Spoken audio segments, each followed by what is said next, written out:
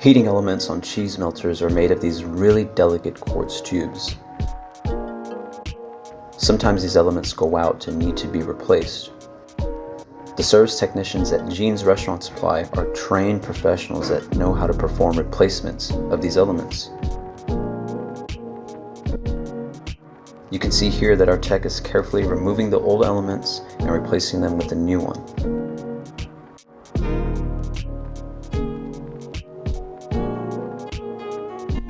Once these elements are replaced, it's time to turn the unit on and make sure that everything is working correctly.